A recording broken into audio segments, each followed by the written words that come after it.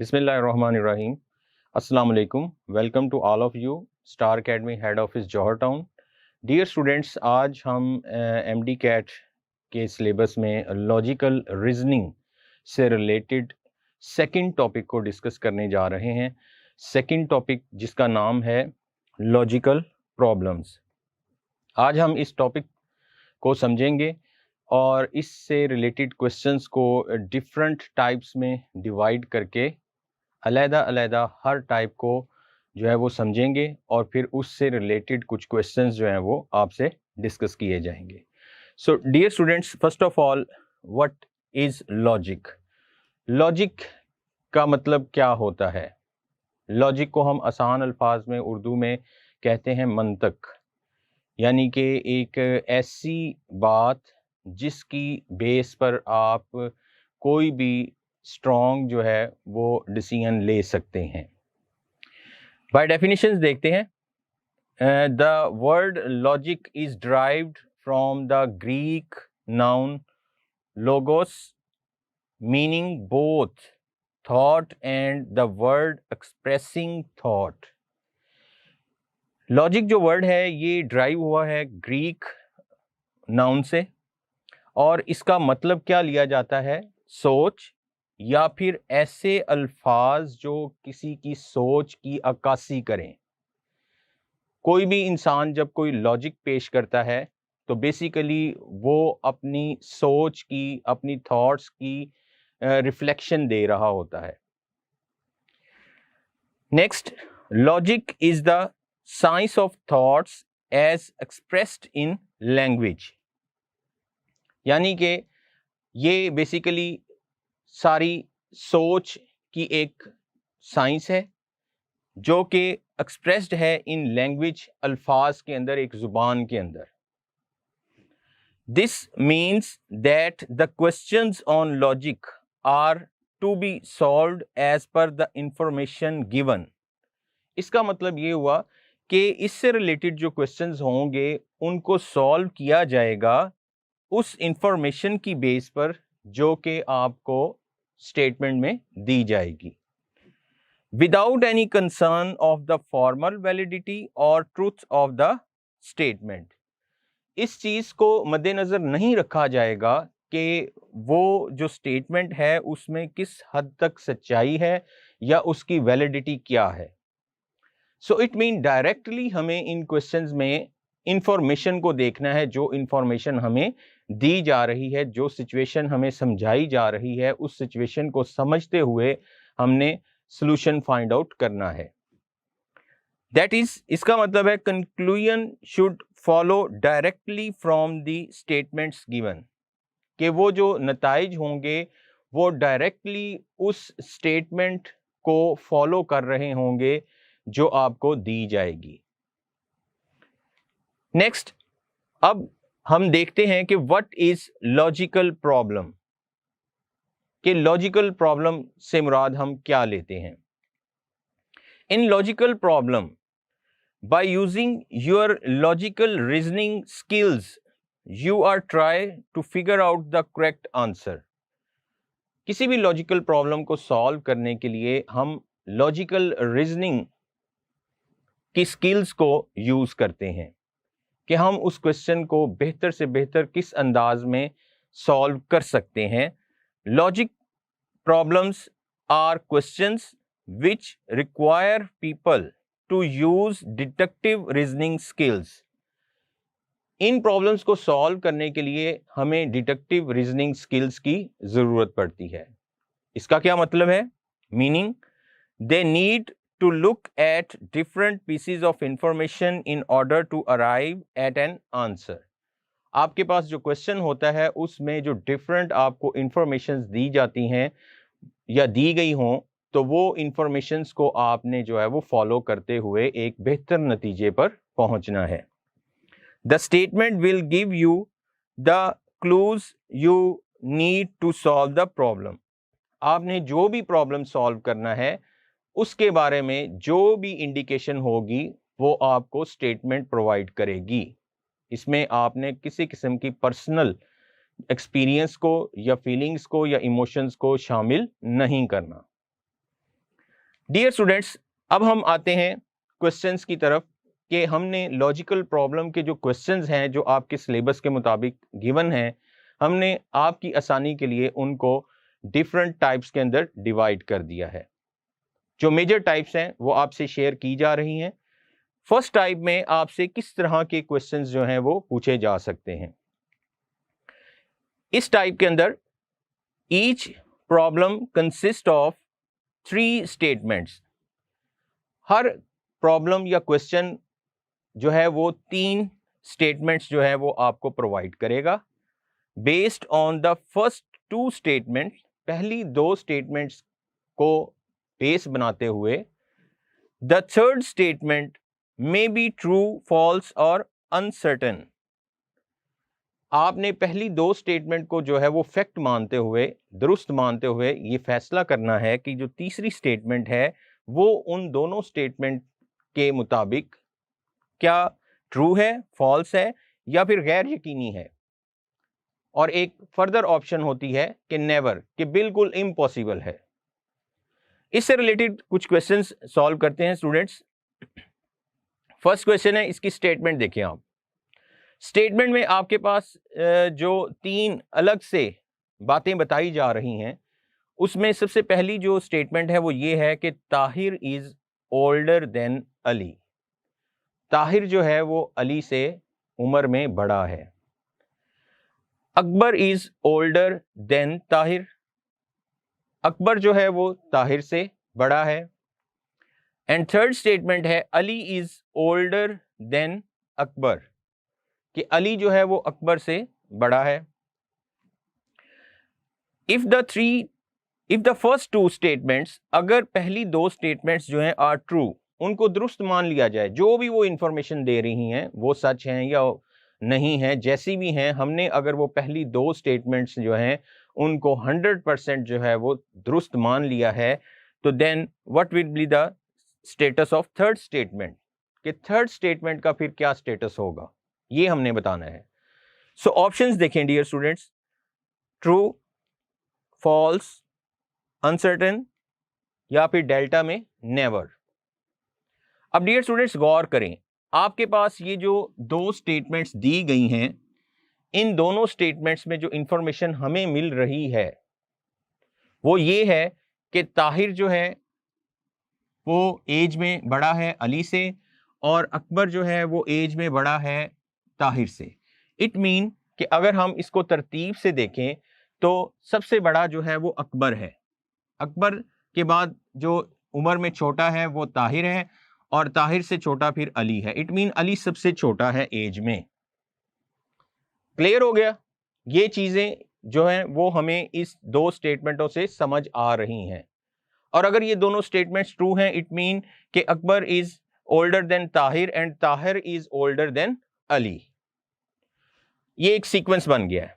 अब third statement जो है वो ये कह रही है Ali is older than Akbar, कि अली एज में अकबर से बड़ा है, जबकि ऊपर जो 2 स्टेटमेंट्स दी गई हैं वो हमें ये इंफॉर्मेशन दे रही हैं कि अली जो है वो इन सब में यंगेस्ट है। सो इट मीन कि ये जो थर्ड स्टेटमेंट है वो इन दोनों स्टेटमेंट के मुताबिक दुरुस्त नहीं है, फॉल्स है। सो डियर स्टूडेंट्स, यहां पे हमारी जो करेक्ट ऑप्शन होगी वो फिर बीटा होगी, फॉल्स। क्लियर हुआ कि इन क्वेश्चंस को इस तरीके से आपने अंडरस्टैंड करना है। इसी तरह का एक और क्वेश्चन करते हैं। स्टेटमेंट है आपके सामने। फर्स्ट पॉइंट जो है वो ये है कि a fruit basket contains more apple than lemons. एक फ्रूट बास्केट है और उसके बारे में कहा जा रहा है कि वो उसमें जो है वो एप्पल ज्यादा आ सकते हैं लेमन्स की निस्बत। अब देखें, अभी मैंने आपको शुरू में बताया था कि आपने जो इंफॉर्मेशन आपको स्टेटमेंट में दी जाएगी आपने उसको हर हाल में फॉलो करना है, चाहे वो मानने में सच हो या ना हो, चाहे उसकी वैलिडिटी जो है वो है या नहीं है, हमने इसी इंफॉर्मेशन को फॉलो करना है। अब ये फर्स्ट पॉइंट हमें ये बता रहा है कि जो एप्पल्स हैं ग्रेटर देन लेमन्स, ये हमने अपनी आसानी के लिए जो है वो एक क्लू लिख लिया है जो कि हमारी हेल्प करेगा। मैंने शॉर्ट वे में अपने लिए एक हिंट बना लिया है कि फर्स्ट जो पॉइंट है उसमें हमें ये कहा जा रहा है कि बास्केट में एप्पल ज्यादा आ सकते हैं बनिस्बत लेमन्स के। सेकंड पॉइंट की तरफ चलते हैं। There are more lemons in the basket than there are oranges. Basket में ऑरेंजेस की निस्बत लेमन जो है वो ज्यादा आ सकते हैं। इट मीन यहां पे हमारा जो हिंट हमें मिल रहा है वो है lemons greater than oranges. Clear हो गया। अब उसके बाद हम थर्ड पॉइंट की तरफ आते हैं। The basket contains more apples than oranges. कि बास्केट में जो है वो एप्पल्स जो है वो ज्यादा आ सकते हैं बनिस्बत ऑरेंजेस के। कि apples greater than oranges. Dear students, question को अंडरस्टैंड करने के लिए आप किसी भी किस्म का अपने तरीके से हिंट बना सकते हैं, ठीक है ना। आपने अपनी आसानी देखनी है।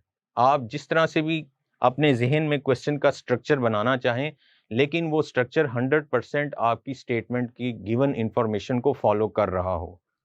क्लियर रखिए ये बात। अब डियर स्टूडेंट्स, हमें ये बताना है कि if the first two statements are true then the third statement is. अगर पहली दो स्टेटमेंट्स 100% ट्रू हैं तो देन फिर थर्ड स्टेटमेंट के बारे में हमारा क्या ख्याल है। अब यहां पे डियर स्टूडेंट्स जो सिचुएशन नजर आ रही है, apples greater than lemons and lemons greater than oranges, यहां पे मैथमेटिक्स की एक प्रॉपर्टी जो है वो यूज हो रही है। मैथमेटिक्स के स्टूडेंट्स जो हैं वो इस प्रॉपर्टी को अंडरस्टैंड कर सकते हैं और ये एक नॉर्मल प्रॉपर्टी है। ये आपको भी पता होनी चाहिए, मेडिकल के स्टूडेंट्स को भी ये प्रॉपर्टी पता होनी चाहिए। प्रॉपर्टी क्या है कि if some number a is greater than b and b is greater than c, then by transitive property a should be greater than c। अगर 5 जो है वो ग्रेटर है 2 से और 2 आगे ग्रेटर है 1 से, it mean 5 should be greater then 1 और 5 वाकई ही 1 से बड़ा होता है। इस प्रॉपर्टी को हम ट्रांजिटिव प्रॉपर्टी कहते हैं और यहां इस क्वेश्चन में इस प्रॉपर्टी का इस्तेमाल नजर आ रहा है। Apples greater than lemons, lemons greater than oranges, this mean apple should be greater than oranges. So इस तरीके से आपने क्वेश्चन को अंडरस्टैंड करना है। इट मीन कि ये जो थर्ड स्टेटमेंट है ये according to first two statement true नजर आ रही है। सो ऑप्शंस हमारे पास जो है, फर्स्ट ट्रू है, सेकंड फॉल्स है, थर्ड अनसर्टेन एंड लास्ट में नेवर। सो डियर स्टूडेंट्स, जैसा कि आपसे डिस्कस किया कि ये जो थर्ड स्टेटमेंट है ये पहली दो स्टेटमेंट के दुरुस्त होने की वजह से हमें दुरुस्त नजर आ रही है, यानी कि ये ट्रू होगी। So alpha is the right answer of this question. Next हम सेकंड टाइप की तरफ चलते हैं कि मजीद आपसे लॉजिकल रीजनिंग के किस तरह के क्वेश्चंस पूछे जा सकते हैं एग्जाम में। सेकंड टाइप में read the given passage in this type, read the given passage in the question carefully. आपके पास इस तरह के क्वेश्चंस होंगे कि उनके अंदर बाकायदा एक पैसेज आपको दिया जाएगा, एक पैराग्राफ दिया जाएगा, आपने उस पैराग्राफ को केयरफुली रीड करना है and choose the correct answer. और उसमें दी गई इंफॉर्मेशन को फॉलो करते हुए आपने जो बेहतर उसका आंसर बन सकता है वो आंसर आपने बताना है। फर्स्ट क्वेश्चन करते हैं डियर स्टूडेंट्स इस टाइप से रिलेटेड। स्टेटमेंट आपके सामने है, 4 defensive football players are chasing the opposing wide receiver who has the ball. क्या मतलब है इसका कि 4 जो प्लेयर्स हैं फुटबॉल के वो किसी एक प्लेयर को जो है वो चेज कर रहे हैं, फॉलो कर रहे हैं और उस एक प्लेयर के पास जो है वो बॉल है। Ali is directly behind the ball carrier. Ali जो है वो उस प्लेयर जिसके पास बॉल है बिल्कुल उसके पीछे है। Jawad and Badar are side by side behind the Ali. अब दो प्लेयर जवाद और बदर जो हैं वो साइड बाय साइड हैं, लेकिन दोनों बिहाइंड अली हैं, अली के पीछे हैं। And fourth player Zikriya is behind Jawad and Badar. और जो फोर्थ प्लेयर है जिसका नाम जिक्रिया बताया जा रहा है वो जवाद और बदर इन दोनों से भी पीछे है।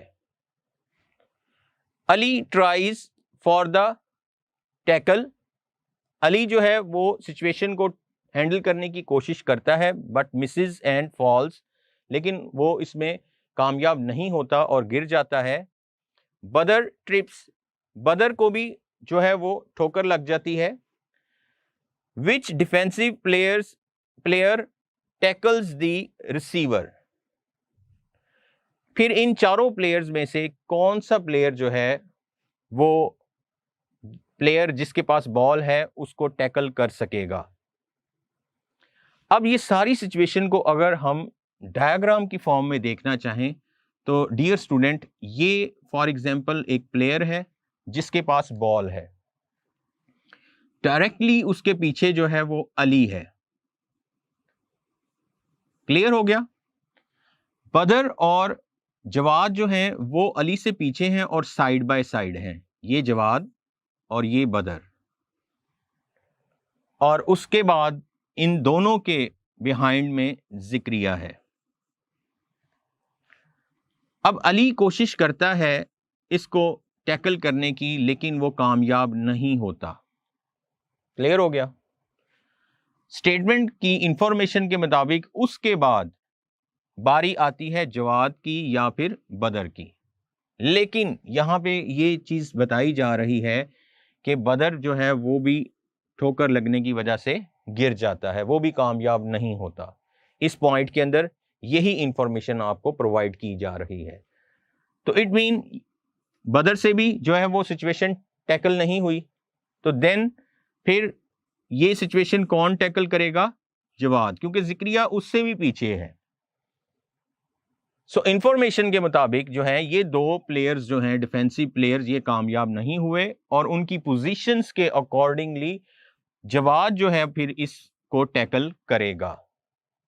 तो इस तरह से आपने एक स्ट्रक्चर बनाया और उस स्ट्रक्चर के जरिए जो है वो आपने इस क्वेश्चन को अंडरस्टैंड किया, लेकिन इन द गिवन इंफॉर्मेशन, उस इंफॉर्मेशन के अंदर रहते हुए। अब ऑप्शंस देखें, बदर अल्फा बीटा में जिक्रिया है, चार्ली में जवाद है और डेल्टा में अली है।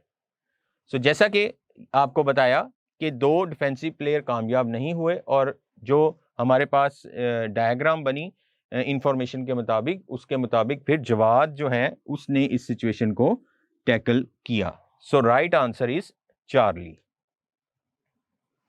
इसी तरह का डियर स्टूडेंट्स नेक्स्ट क्वेश्चन करते हैं।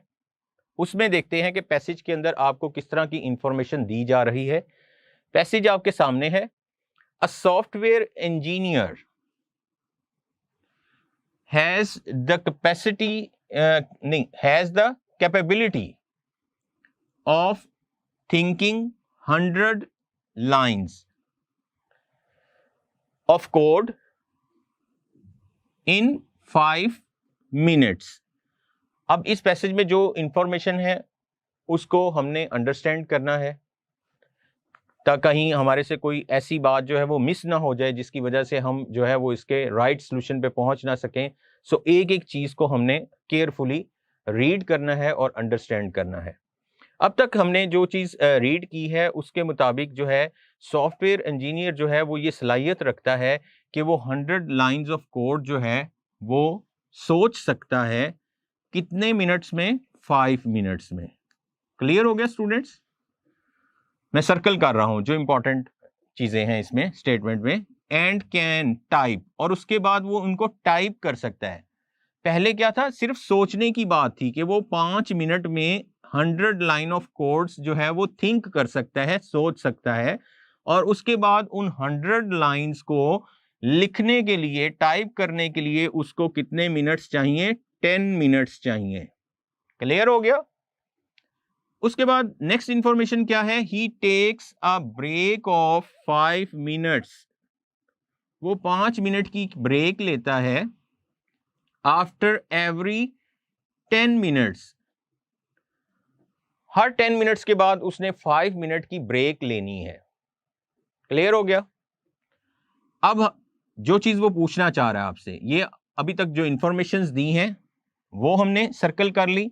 उसके बाद अब नेक्स्ट वो जो हमसे डिमांड कर रहा है वो क्या है, how many lines of codes will he complete typing after an hour. अगर यही प्रोसेस वो 1 घंटे तक करे तो 1 घंटे में वो कितनी लाइनें जो हैं वो टाइप करेगा। ठीक है ना, इसमें दो अलग अलग चीजें हैं, सोचने का टाइम अलग है, उसको टाइप करने का टाइम अलग है, फिर उसके रेस्ट का टाइम भी है, जो हर 10 मिनट के बाद उसने 5 मिनट जो है वो ब्रेक लेनी है। सो डियर स्टूडेंट्स, इसका स्ट्रक्चर अपने जहन में बनाएं और इसको हम अब इसके जो सिचुएशन है इसको इन राइटिंग हम लिखेंगे और वहां से हमें क्लियर होगा कि 1 आवर में वो कितनी लाइन ऑफ कोड्स जो हैं वो टाइप कर सकता है। सो डियर स्टूडेंट्स, स्टार्ट करते हैं। फर्स्ट 5 मिनट्स में उसने थिंक किया, ठीक है, क्या थिंक किया उसने, 100 लाइन ऑफ कोड्स उसने थिंक कर ली, ठीक है। उसके बाद नेक्स्ट 5 मिनट में उसने क्या किया, लिखना शुरू किया, टाइप करना शुरू किया। जब 5 मिनट में वो टाइप करेगा तो वो कितनी लाइनें टाइप करेगा, कितनी line of codes, 100 line of codes जो है वो टाइप करता है इन 10 मिनट्स। तो इसका मतलब है 5 मिनट में वो कितनी करेगा, 50, हाफ करेगा। ये जो 5 मिनट है इसमें उसने ये थिंक किया था और अब उसने क्या किया, टाइप, और कितनी लाइनें टाइप करेगा, 50। अब देखिए 5 और 5 10 मिनट उसने काम कर लिया है, 5 मिनट उसने सोचा है, 5 मिनट उसने काम किया है, अब उसकी ब्रेक का टाइम आ गया है। अब उसने 5 मिनट क्या करना है, ब्रेक करना है, रेस्ट करना है इसने, ठीक है। उसके बाद फिर अब जब काम का टाइम आएगा तो वो जो 100 उसने सोचे हुए हैं, 50 उसने लिख लिए हैं, 50 अब उसने लिखने हैं। नेक्स्ट 5 मिनट में वो जो रिमेनिंग 50 हैं वो टाइप करेगा और उसके बाद अब उसके सोचे हुए 100 जो लाइन ऑफ कोड्स हैं वो उसने टाइप कर लिए, अब वो सोचेगा, अब वो 5 मिनट दोबारा से थिंक करेगा और नेक्स्ट 5 मिनट उसने टाइप किया, 5 मिनट उसने थिंक किया, अब नेक्स्ट 5 मिनट उसने क्या करना है, फिर ब्रेक करनी है, रेस्ट करना है। क्लियर है किस तरह से आप सिचुएशन को अंडरस्टैंड कर रहे हैं? 5 मिनट ब्रेक करने के बाद अब नेक्स्ट 5 मिनट वो टाइप करेगा 50 लाइन ऑफ कोड्स, फिर 5 मिनट वो 50 लाइन ऑफ कोड्स टाइप करेगा। जब तक वो 100 पूरे लिख नहीं लेगा, टाइप नहीं कर लेगा, वो दोबारा नहीं सोचेगा। अब अगेन देखें 10 मिनट गुजर चुके हैं, अब उसे 5 मिनट का रेस्ट चाहिए। अब वो रेस्ट करेगा, ब्रेक लेगा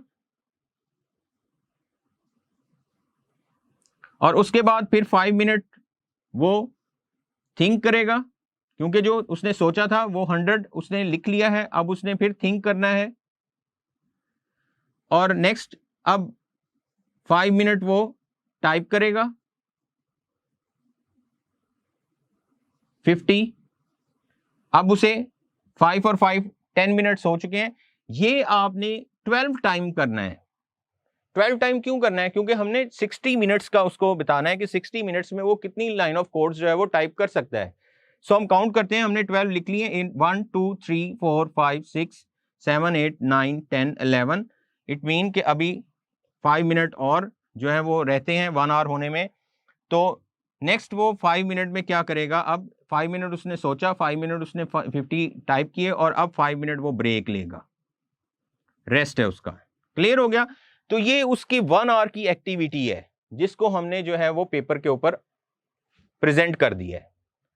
अब हमने क्या करना है, अब इसमें से हमने देखना है कि इस 1 आवर के दौरान उसने कितनी दफ़ा जो है वो टाइप किया है और वो टोटल कितने लाइन ऑफ कोड जो है उसने टाइप किए हैं 1 आवर के दौरान। सो डियर स्टूडेंट्स, यहां पे आप गौर करें, 50 50 यहां पे 50 लाइंस, यहां पे 50, यहां पे 50। सो डियर स्टूडेंट्स, आप काउंट करें, देखें उसने 5 टाइम जो है 1 आवर के दरमियान उसने दौरान 5 टाइम उसने जो है वो 50 लाइन ऑफ कोड्स जो है वो टाइप की हैं। इट मीन 5 टाइम की हैं, तो 5 इंटू 50 इज इक्वल टू 250। सो दी गई इंफॉर्मेशन के मुताबिक ये सॉफ्टवेयर इंजीनियर 1 घंटे में 250 लाइन ऑफ कोड्स जो है वो टाइप कर सकता है। और अगर आपसे यहां पे थिंक के बारे में पूछा होता कि कितनी लाइन ऑफ कोड्स उसने सोची हैं, तो डियर स्टूडेंट्स जरा गौर करें थिंक की तरफ। 1, उसके बाद 2, उसके बाद 3 टाइम उसने थिंक किया है। तो 3 टाइम थिंक करने का मतलब है कि उसने एक दफा जब वो थिंक करता था तो वो 100 लाइन ऑफ कोड्स जो है वो सोचता था। लेकिन वो हमारे पास जो है क्वेश्चन में चूंकि टाइपिंग का पूछा है तो हमने टाइपिंग का आंसर देना है। लेकिन मैं आपको बता रहा हूं, अगर थिंक का पूछता तो 5 मिनट में वो 100 लाइन ऑफ कोड्स जो है वो थिंक कर सकता है। तो 300 लाइन ऑफ कोड्स वो उसने सोची हैं 1 घंटे के दौरान। सो हमारे पास यहाँ पे आंसर्स जो हैं, first alpha 250, beta 150, Charlie 220 and delta 200। सो हमारी कैलकुलेशन के मुताबिक, और हमारी कैलकुलेशन जो है वो किसके मुताबिक है, इंफॉर्मेशन के मुताबिक है, वो हमारे मुताबिक नहीं है। जो पैसेज में इंफॉर्मेशन दी गई है उसके मुताबिक जो हमारी कैलकुलेशन सामने आई वो 250 आई। So right answer is alpha. So here alpha is the right answer of this question. Next dear, इसी टाइप का एक और क्वेश्चन आपसे शेयर करते हैं। स्टेटमेंट है, if a light flashes every 6 seconds, अगर एक लाइट है जो हर 6 सेकंड के बाद फ्लैश कर रही है, how many time will it flash in 3/4 of an hour. वो 1 आवर के 3/4 में कितने टाइम फ्लैश करेगी। अब सबसे पहले तो ये पता होना चाहिए कि 3/4 ऑफ 1 आवर का क्या मतलब होता है। डियर स्टूडेंट्स, 1 आवर में कितने मिनट्स होते हैं, 60। सो अगर आप इसको कैलकुलेट करें तो ये 45 मिनट्स बनते हैं। और 45 मिनट्स को सेकंड्स में कन्वर्ट करना हो तो हम 60 से मल्टीप्लाई करते हैं, क्योंकि हमें पता है कि 1 मिनट में 60 सेकंड्स होते हैं। तो जब आप इसको 60 से मल्टीप्लाई करेंगे तो ये आपके पास 2700 सेकंड्स आ जाएंगे। It mean 3/4 of an hour means 2700 seconds. और ये लाइट 6 सेकंड्स के बाद फ्लैश कर रही है, तो ये 2700 सेकंड्स में कितने टाइम फ्लैश करेगी, हमें इसके लिए इसको डिवाइड करना होगा किससे, 6 से। हमें इसे 6 से डिवाइड करना होगा। सो डियर स्टूडेंट्स, जब आप इसको 6 से डिवाइड करेंगे तो ये हमारे पास 450, ये 450 टाइम फ्लैश करेगी। सो ये है हमारी calculation according to the information given in the statement. अब ऑप्शंस क्या हैं, सबसे पहले 450 है, सेकंड बीटा में 350 है, 451 या फिर 425। So according to our calculation correct answer is alpha. ये थे डियर स्टूडेंट्स सेकंड टाइप से रिलेटेड जो है वो कुछ क्वेश्चंस आपसे मैंने शेयर किए। अब हम चलते हैं थर्ड टाइप की तरफ, और इस टाइप के से रिलेटेड कुछ क्वेश्चंस जो हैं वो आपसे मैं डिस्कस करूंगा। इसमें किस तरह के क्वेश्चंस आएंगे, the logic problems in this type present you with 3 true statements. आपके पास जो स्टेटमेंट आएगी उसके अंदर आपको 3 जो हैं वो ट्रू स्टेटमेंट्स जो हैं वो गिवन होंगी, और वो उनको फैक्ट 1, फैक्ट 2 एंड फैक्ट 3 के नाम से प्रेजेंट किया जाएगा। Then you are given 3 more statements और उसके बाद फिर आपको मजीद 3 जो हैं वो स्टेटमेंट्स दी जाएंगी जिनको लेबल किया होगा 1, 2 एंड 3 से। इस तरह से वो लेबल होंगी, लेबल्ड होंगी, ठीक है। And you must determine which of these if any is also fact, कि आपने ये चीज फिर देखनी है कि ऊपर वाले 3 जो फैक्ट आपको दिए हुए हैं उसके मुताबिक ये जो 3 आपको स्टेटमेंट्स दी गई हैं, क्या ये आपकी स्टेटमेंट्स दुरुस्त हैं, अगर क्या उनमें से एक दुरुस्त है या 2 दुरुस्त हैं या फिर कोई भी दुरुस्त नहीं है, इस चीज के बारे में आपने बताना है। 1 और 2 of the statement could be true, all of the statement could be true, or none of the statement could be true. Choose your answer based on the information given in the first 3 facts. आपने जो भी फैसला करना है वो आपने उसी information की बेस पे करना है जो कि आपको शुरू किए 3 फैक्ट्स के अंदर गिवन होगी। क्लियर हो गया स्टूडेंट्स? समझ आ गई है आपको कि इस टाइप में आपसे किस तरह के क्वेश्चन जो हैं वो पूछे जाएंगे। अब इससे रिलेटेड कुछ क्वेश्चन सॉल्व करते हैं। फर्स्ट क्वेश्चन आपके सामने स्क्रीन पर है। पहले वो 3 फैक्ट देखते हैं जो कि आपको स्टेटमेंट में दिए गए हैं। पहला फैक्ट ये है कि all dogs like to run. All का वर्ड जब इस्तेमाल होता है तो वो उस चीज जिसके बारे में हम बात कर रहे होते हैं वो उस सारे को कवर कर लेता है, ठीक है। सेकंड फैक्ट में सम का मतलब है कि कुछ हिस्सा। Some dogs like to swim. और तीसरा फैक्ट है some dogs look like their masters. So dear students, यहां पे ये 3 फैक्ट्स आपके सामने रखे गए हैं और आपसे जो चीज पूछी जा रही है कि if the above 3 statements are facts, which of the following statements must also be a fact. जो आपको अब 3 स्टेटमेंट्स दी जाएंगी उनमें से फिर कौन सी स्टेटमेंट जो है वो भी फैक्ट हो सकती है।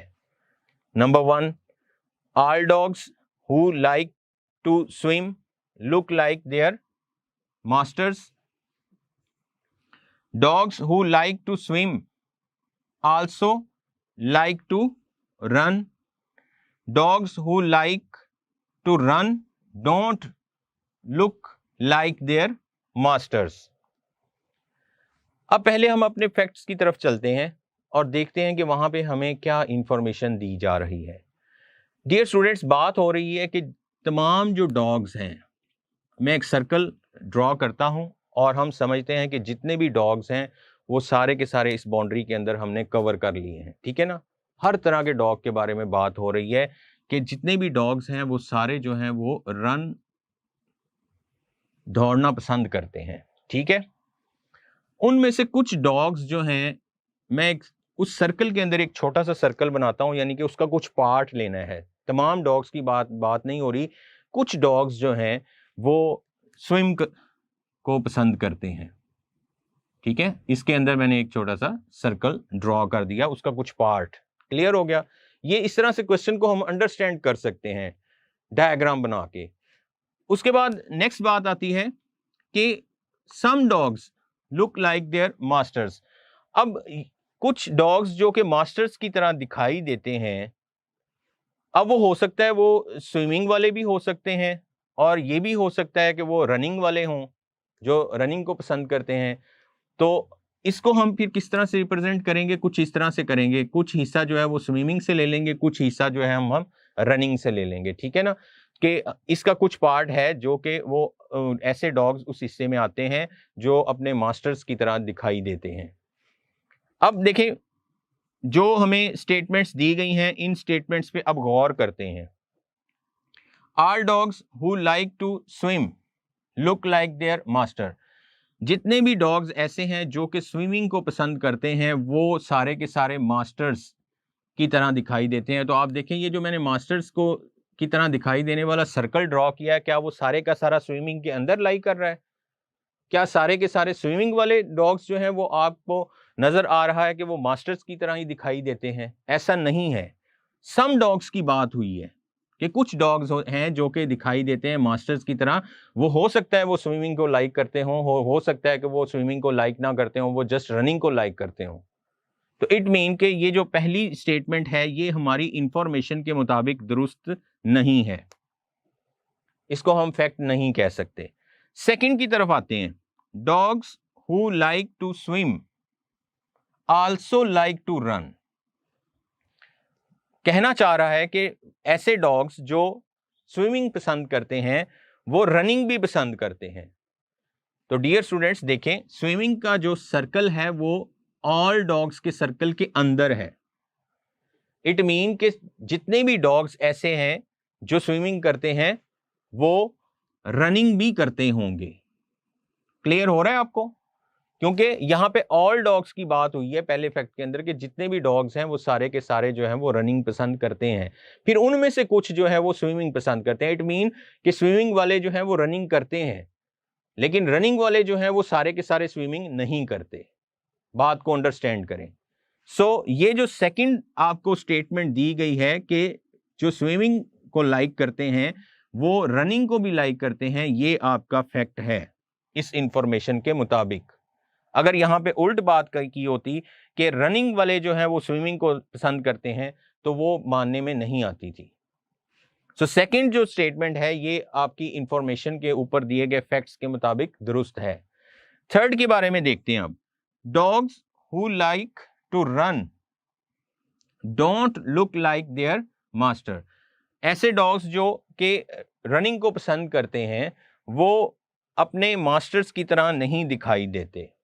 अब देखें, मैंने जो मास्टर्स का लुकिंग लाइक मास्टर्स का जो सर्कल बनाया है उसका कुछ पार्ट स्विमिंग वाले डॉग्स के साथ मैच कर रहा है और उसका बाकी पार्ट जो है वो रनिंग वाले में है।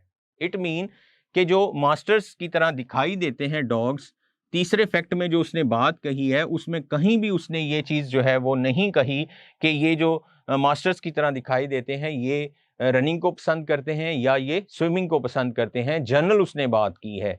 हो सकता है कि ये स्विमिंग वाले हों, हो सकता है ये रनिंग वाले हों, कोई इसके बारे में क्लियर बात यहाँ पे हमें नहीं गिवन है। हम इस थर्ड स्टेटमेंट को फैक्ट नहीं कह सकते। हमारी इंफॉर्मेशन के मुताबिक सिर्फ और सिर्फ यहाँ पे जो दूसरी स्टेटमेंट है वो फैक्ट है। Answer alpha first only, beta second only, charlie second and third only, और डेल्टा में none of the statement is a non fact. Dear students, यहाँ पे आपका जो राइट आंसर है वो बीटा है कि सेकंड स्टेटमेंट जो है वो आपकी फैक्ट्स के मुताबिक फैक्ट है। Beta is the right answer of this question. Next question की तरफ चलते हैं स्टूडेंट्स। फैक्ट 1 है अली हैज 4 चिल्ड्रन। फैक्ट 2 है 2 children have blue eyes and 2 have brown eyes. अब ये नहीं मेंशन किया कि वो जो 2 ब्लू आईज वाले हैं वो गर्ल्स हैं या बॉयज हैं, इस बारे में कोई इंफॉर्मेशन नहीं है। 4 टोटल चिल्ड्रन हैं जिनमें से 2 की ब्लू आईज हैं और वो 2 की जो है वो ब्राउन आईज हैं। क्लियर हो गया? ये हमें इंफॉर्मेशन यहां से मिल रही है फैक्ट 2 से। अब फैक्ट 3 क्या है? Half of the children are girls. Half एक इंपॉर्टेंट वर्ड है यहाँ पे और गर्ल्स ये इंपॉर्टेंट है कि जो हाफ हैं मतलब 4 हैं टोटल, तो इस मीन के 2 गर्ल्स हैं और 2 बॉयज हैं। क्लियर हो गया? इस फैक्ट से हमें 2 इंफॉर्मेशन मिली कि 2 बॉयज हैं और 2 गर्ल्स हैं। क्लियर हो गया? अब हम आगे बढ़ते हैं। If the above 3 statements are facts, which of the following statements must also be a fact. अगर ये तीनों आपकी फैक्ट हैं तो देन हमें ये 3 स्टेटमेंट्स नीचे जो दी जा रही हैं इनमें से कौन सी statement according to the facts are also fact. अब फर्स्ट जो है, at least 1 girl has blue eyes. कम से कम एक गर्ल जो है उसकी ब्लू आईज हैं। तो फैक्ट 2 में अगर हम देखें तो हमें सिर्फ जस्ट ये इंफॉर्मेशन दी गई है कि 2 चिल्ड्रन जो हैं वो ब्लू आइज वाले हैं और 2 जो हैं वो ब्राउन आइज वाले हैं। हो सकता है कि ये ब्लू आइज वाले दोनों बॉयज हों, हो सकता है ब्राउन आइज वाले दोनों जो हैं वो गर्ल्स हों या बॉयज हों, या एक बॉय और गर्ल दोनों आइज रखते हों ब्लू एंड ब्राउन। सो हमें कोई भी एक्यूरेट इंफॉर्मेशन यहाँ पे नहीं है जिसकी बेस पर हम इस फर्स्ट स्टेटमेंट के दुरुस्त होने के बारे में कह सकें। सो ये फर्स्ट स्टेटमेंट जो है ये हमारे लिए जो है वो करेक्ट नहीं है, हमें इसके बारे में कंप्लीट इंफॉर्मेशन नहीं है। सेकंड की तरफ चलते हैं। 2 of the children are boys, 2 जो चिल्ड्रन हैं वो बॉयज हैं। सो डियर स्टूडेंट, ये जो फैक्ट 3 अभी हमने डिस्कस किया है इसने हमें ये इंफॉर्मेशन दी है कि 4 चिल्ड्रन में से 2 बॉयज हैं और 2 क्या हैं, गर्ल्स हैं। सो इट मीन कि हमारे इन तीनों फैक्ट्स की बेस पर हम इस सेकंड को जो है वो फैक्ट कह सकते हैं। थर्ड में देखते हैं। थर्ड में क्या है, the boys have brown eyes, जो बॉयज हैं वो ब्राउन आईज रखते हैं। अगेन फैक्ट 2 पे हम जाएंगे कि फैक्ट 2 ने हमें एक्यूरेट जो है वो कंप्लीट इंफॉर्मेशन नहीं दी, सिर्फ इतना कहा कि हाफ ब्लू आईज रखते हैं, हाफ ब्राउन आईज रखते हैं। लेकिन ऐसा हमें कहीं नहीं मिलता कि बॉयज ही सिर्फ ब्राउन आईज रखते हैं या गर्ल्स जो हैं वो सिर्फ ब्लू आईज रखते हैं। इस तरह की इंफॉर्मेशन हमारे पास स्टेटमेंट में नहीं है। इट मीन कि ये थर्ड जो है इसको भी हम फैक्ट नहीं कह सकते। सो हमारी इंफॉर्मेशन के मुताबिक जो है वो सेकंड जो इसमें स्टेटमेंट दी गई है वो फैक्ट होगी।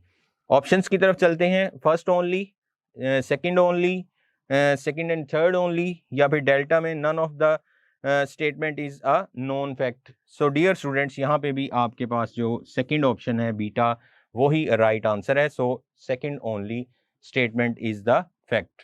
क्वेश्चन नंबर 3 की स्टेटमेंट आपके सामने स्क्रीन पर है। 3 फैक्ट्स जो दिए गए हैं उसमें फैक्ट नंबर 1 जो है वो ये है कि all hats have brims. Brims का मतलब होता है वो किनारा, हैट के इर्द गिर्द जो किनारा होता है उसको हम ब्रिम्स कहते हैं। जितने भी हैट्स हैं वो सब जो हैं वो किनारा रखते हैं, ठीक है।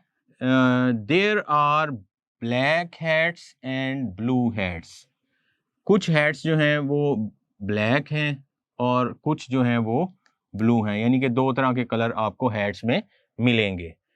और फैक्ट 3 जो है वो अलग से बात कर रहा है बेसबॉल कैप की। Baseball caps are hats. अब बेसबॉल जो कैप्स हैं उनको भी हैट कहा जा रहा है। इसका मतलब है अगर वो हैट हैं तो उनके वो भी ब्रिम्स रखते हैं। बेसबॉल कैप्स जो हैं वो भी ब्रिम्स रखेंगे। क्लियर हो गया। अब इन फैक्ट्स की रोशनी में हमने जिन स्टेटमेंट्स को देखना है, आइए स्टूडेंट्स उनको देखते हैं। If the above 3 statements are facts, which of the following statement must also be a fact. अब जो स्टेटमेंट्स दी गई हैं डियर स्टूडेंट्स वो देखें। पहली स्टेटमेंट जो है, पहली स्टेटमेंट है ऑल कैप्स हैव ब्रिम्स। गौर करें जरा, यहां पे फैक्ट में ऑल हैट्स की बात हो रही है, कैप्स की बात नहीं हो रही। यहां पे फर्स्ट स्टेटमेंट में वो कह रहा है ऑल कैप्स हैव ब्रिम्स, जबकि कहा जा रहा है सिर्फ वो कैप्स जो बेसबॉल हैं सिर्फ वो हैट्स हैं और वो ब्रिम्स रखती हैं। सो इट मीन कि पहली जो स्टेटमेंट है वो फैक्ट नहीं हो सकती।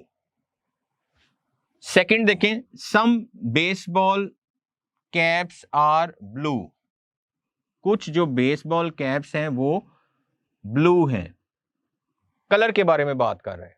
अब डियर स्टूडेंट्स देखें, बेसबॉल के बारे में हमें क्या इंफॉर्मेशन है, हमें बेसबॉल कैप्स के बारे में सिर्फ इतनी इंफॉर्मेशन है कि वो हैट्स हैं, कलर की कोई इंफॉर्मेशन हमारे पास नहीं है। अब वो हैट्स हैं, हो सकता है वो सारे के सारे ब्लैक हैट्स हों, ये भी हो सकता है वो सारे के सारे ब्लू हों, ये भी हो सकता है कुछ ब्लैक हों कुछ ब्लू हों। सो एग्जैक्ट इंफॉर्मेशन हमारे पास नहीं है। सो ये सेकंड जो है स्टेटमेंट इसको भी हम फैक्ट नहीं कह सकते क्योंकि हमारे पास कंप्लीट इंफॉर्मेशन नहीं है इसको दुरुस्त कहने के लिए। थर्ड पे आते हैं। थर्ड में है जी baseball cap have no brims. Baseball जो कैप्स हैं वो ब्रिम्स रखती ही नहीं है, जबकि ऊपर कहा जा रहा है कि बेसबॉल कैप्स जो हैं वो हैट्स हैं और हैट्स हैं तो फिर हैट्स तो ब्रिम्स रखते हैं, ये तो हमें फैक्ट 1 में कहा गया है। सो थर्ड जो आपकी स्टेटमेंट है वो भी इंफॉर्मेशन के मुताबिक रॉन्ग है, ठीक है। सो इट मीन कि यहाँ पे तीनों में से कोई भी स्टेटमेंट जो है वो हम उसको फैक्ट नहीं कह सकते इन द गिवन इंफॉर्मेशन, आपकी इंफॉर्मेशन के मुताबिक, ठीक है। According to this information all 3 statements are not fact. So options है ये 1 ओनली, 2 ओनली, 2 एंड 3 ओनली, या फिर none of the statement is a non fact. तो डियर स्टूडेंट, जैसा कि तीनों स्टेटमेंट्स जो हैं उनको दुरुस्त कहने के लिए हमारे पास इंफॉर्मेशन नाकाफ़ी थी। सो यहाँ पे आपका जो राइट आंसर है वो डेल्टा है, कि कोई भी स्टेटमेंट जो है वो यहाँ पे फैक्ट नहीं हो सकती। सो डियर स्टूडेंट्स, ये थे आज के कुछ क्वेश्चंस लॉजिकल प्रॉब्लम से रिलेटेड जिनको आपसे शेयर किया गया। आप इन क्वेश्चंस को बिल्कुल भी मुश्किल ना समझें, प्रैक्टिस की ज़रूरत है, अंडरस्टैंडिंग की ज़रूरत है, अपनी इफेक्टिव थिंकिंग की स्किल को इम्प्रूव करें। ये आपके लिए बहुत आसान काम है। अपना ख्याल रखिएगा। नेक्स्ट डिस्कशन में इंशाल्लाह फिर मुलाकात होगी। अल्लाह हाफिज़।